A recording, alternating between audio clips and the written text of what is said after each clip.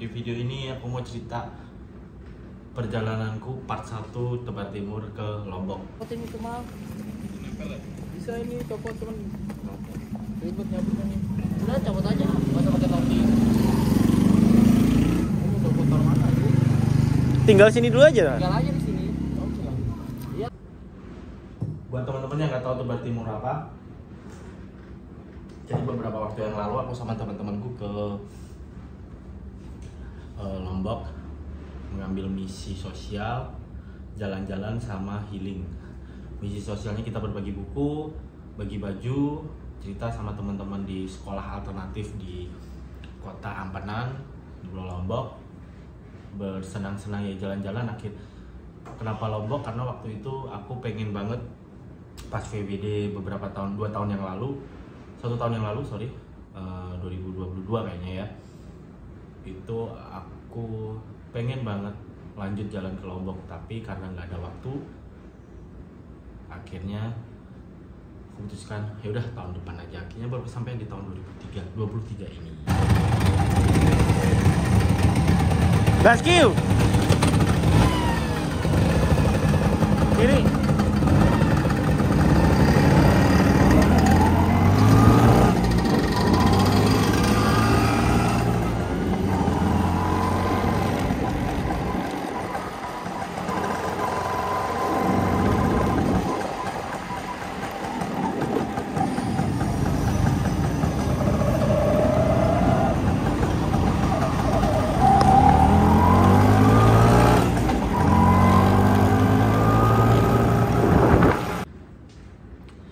Kenapa Lombok kepilih? Karena kata teman-teman yang udah kesana, Lombok itu salah satu tempat yang paling indah gitu katanya. Pantainya, ada pulaunya juga, ada gunungnya juga. Jadi Tebar Timur itu aku pilih di Pulau Lombok. Di awal itu perjalanan itu sekitar saya rencanakan 1 minggu hingga 10 hari awal, karena kita berlima, saya bareng jalan sama 4 orang dari Jakarta, ada Doyok, Ambon, Tole, sama Asmi.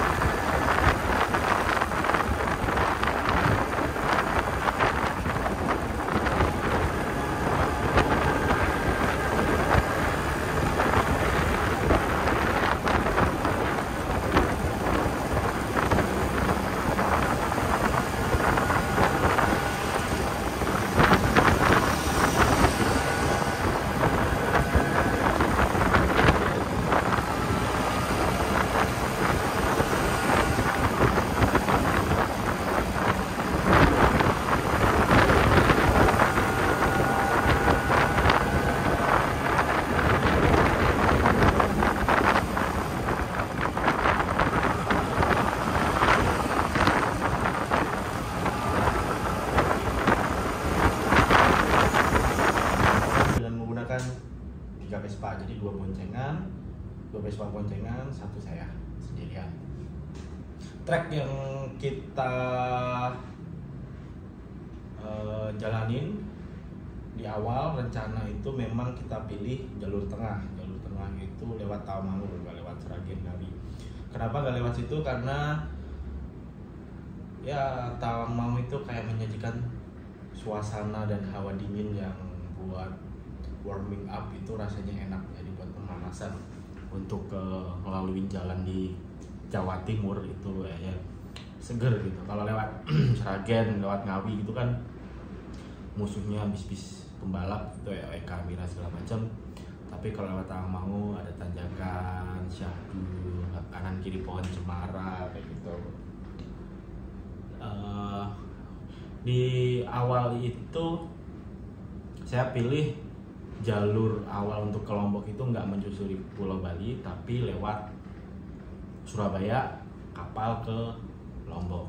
Kenapa itu saya pilih? Karena saya pikirnya nanti kalau lewat Bali itu bakalan capek, waktunya juga hampir sama sih, antara jalan susur Bali dengan Surabaya langsung ke Lombok.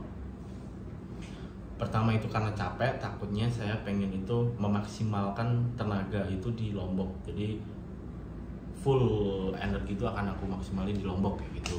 Jadi aku pilih, pikirannya sih bisa istirahat di kapal kayak gitu. Kita pilih jalur, akhirnya kami berangkat itu habis Jumatan. Tujuan awal itu di Surabaya. Itu masih belum tahu tuh kita di Surabaya itu tidur di mana sama ke tempatnya siapa itu belum tahu. Baru di jalan kita bingung nih mbak, beli tiketnya gimana. Kita juga pada sebelumnya kan belum ada rencana, belum kepikiran beli tiketnya, mungkin bisa di sana langsung, tapi ternyata harus online. Akhirnya si Ambon kontak-kontakan sama si Rijau yang sudah sering bapak touring gitu, ya udah sering ke sana, dan dapatlah kontak Mas Aga, temannya si Rijau. Di perjalanan kita putuskan untuk ke tempatnya Mas Aga.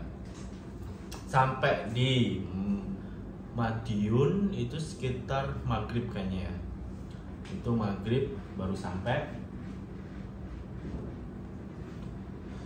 Kita rest dulu di nasi pecel Madiun sambil rasanya itu kalau beberapa kali itu saya kalau udah sampai 5 jam atau 6 jam jalan gitu, rasanya tuh kayak kangen rumahnya itu berlipat-lipat dari awalnya.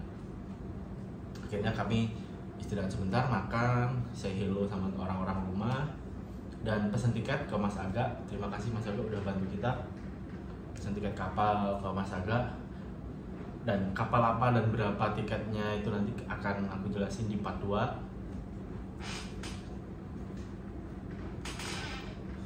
Buat teman-teman yang mau perjalanan ke timur, Bali atau Lombok gitu, saya sarankan juga mampir ke Monumen Marsina di Nganjuk.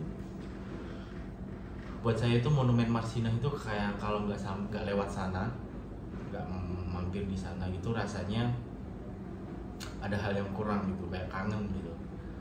Dan kebetulan juga dua teman saya, si Asmi sama si Tole, belum pernah ke Monumen Marsina itu. Sekalian juga mengenalkan siapa itu Marsina dan kenapa kok ada Monumen Marsina di situ. Akhirnya kami putuskan untuk ke sana. Itu sekitar jam 7 jam 8 baru sampai sana, anginnya gede banget waktu itu. Untuk jalan di tengah itu saat ini lumayan bergelombang ya, nggak kayak tahun lalu pas aku ke Bali Vespa World Days itu. Pas Vespa World Days itu lumayan baru dibenerin, tapi tahun ini ada beberapa tempat yang jalan yang bergelombang. Waktu jalan kita ambil itu siang hari, berangkat siang hari dengan harapan sampai di Jawa Timur itu kondisi sore malam yang nggak begitu crowded, nggak begitu panas juga. Jadi akhirnya kita ambil keputusan jam 1 jam 2 baru berangkat dari Solo.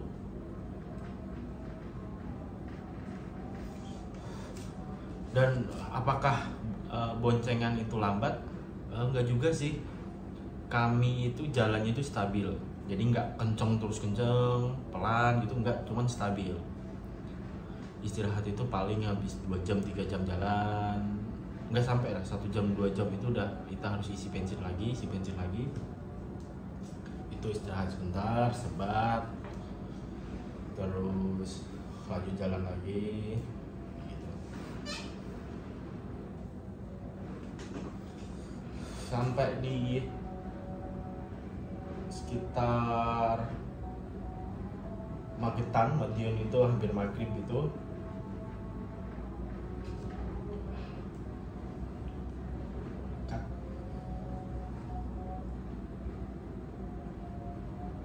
Terus hal yang aku persiapin di Tebet Timur yang pertama ini adalah tentunya logistik, uang. Oli samping aku bawa 3 botol, buku, kaos, karena aku ada misi sosial itu, jadi aku satu dry bag itu isinya buku sama kaos, dan satu dry bag juga alat ganti, pakaian ganti, dan part-part kayak kunci-kunci, terus part-part Vespa aku taruh di tepong, dan juga nesting alat masak itu aku taruh di situ. Dan tentunya cari teman yang sudah pengalaman sih kalau menurut saya. Tapi kalau teman-teman mau jalan sendiri juga nggak masalah, tapi saya masih memikirkan ntar kalau di jalan trouble gimana, terus kalau di nggak tahu jalan-jalan, nggak tahu celahnya untuk ke kota sini harus gini tuh nggak tahu, saya kosong. Akhirnya saya ajak teman-teman dari Skopet, skuter ketukangan, yang kebetulan mereka bisa di tanggal itu. Kenapa aku ambil karena itu kan jalan menggunakan durasi yang panjang ya, jadi sebisa mungkin teman-temanmu punya waktu yang mirip lah sama dengan kamu, supaya di jalan itu nggak kebungsung dalam bahasa Jawanya. Awalnya itu rencana sekitar 6-10 hari, jadi aku persiapkan ganti baju, ganti pakaian dan segala macam itu antara 6-10 hari. Tujuan utamanya adalah sekolah pesisir Juang yang akan kami bagikan buku dan kaos itu, terus Sembalun, pantai-pantai, Gili Trawangan juga, terus ke desa adat, Mandalika juga, ya beberapa kota yang familiar sama teman-teman. Vespa yang kita pakai, yang kami pakai, punyaku pakai Sprint Bagol 73, si Ambon yang gold itu pakai Sprint Latin itu sekitar 74-75 kayaknya. Terus si Asmi sama Tole udah pakai eksklusif 2 tahun 9 berapa gitu, 94 kayaknya. Itu selain persiapan logistik juga Vespa harus ya istilahnya dicek-cek lah, harus dicek yang vital kayak mesin pengapian, terus ban depan belakang, kemudian kalau misal bawa barang itu harus pakai backrack. Dan saya nggak pakai tas ransel gitu, karena kalau selama perjalanan pakai tas ransel dipakai terus itu bakal pegel. Akhirnya saya nggak pakai jaket aja. Terus kamera holder kamera HP di sini udah nggak gitu pegel. Dan kaki-kaki Vespa juga harus dicek juga apakah itu keras, mati atau gimana, atau terlalu empuk. Jadi yang supaya nggak mengganggu perjalanan kita aja ya. Jadi di jalan itu kan nggak singkat, nggak 1 jam 2 jam, berhari-hari. Jadi gimana caranya itu bikin kita nyaman. Sampai di Surabaya ke tempatnya Mas Aga, yang aku ceritain tadi, temannya Dikjau itu tempatnya Mas Aga, terus kita jam 11. Jadi total waktu itu dari jam 1:30 berangkat dari Solo sampai Surabaya jam 11-an. jam 10 jam 11 saya lupa, itu sekitar 8 jam 7 jam 8 jam, jadi perjalanan nyantai. Berhenti cuman di pom bensin, makan sama Monumen Marsina itu. Nggak ada tempat yang terlalu lama stop gitu, enggak. Kalau kata Ambon, tipsnya adalah jangan terlalu kenyang makan dan jangan lama-lama istirahat. Kata Ambon gitu tuh. Kalau terlalu kenyang bakalan ngantuk. Lebih baik lapar katanya, kalau enggak kalau minum air putih yang banyak supaya nggak dehidrasi. Dan jangan terlalu lama istirahat. Bener juga, kalau terlalu lama istirahat itu jadinya bawaannya tubuh itu kayak relax lagi dan mau jalan itu males. Kemarin aku istirahat itu ya 1 rokok lah, 1 batang rokok, nggak sampai 1 batang rokok kita udah jalan. Makan ya secukupnya aja sih. Kemarin makan itu dari Solo di Solo udah makan, terus ke Surabaya makan cuma di Madiun, dan makan malamnya sampai Surabaya.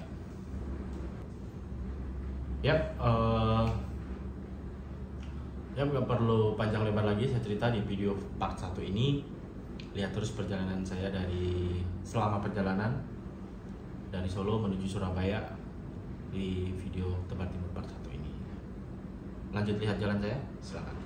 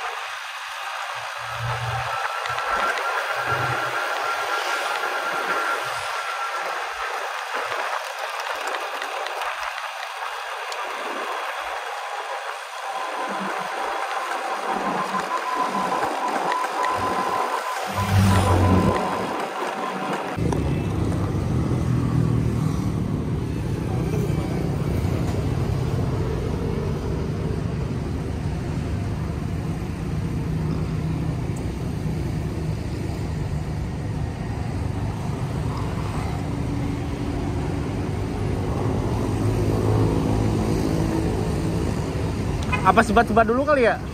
Ya, boleh mas. Sebat. Agak situ. Apa di mana?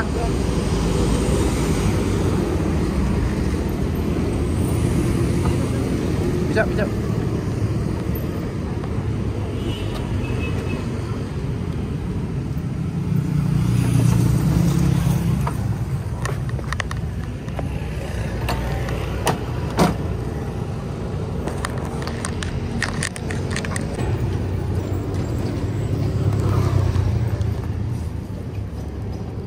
Tangan gua hitam.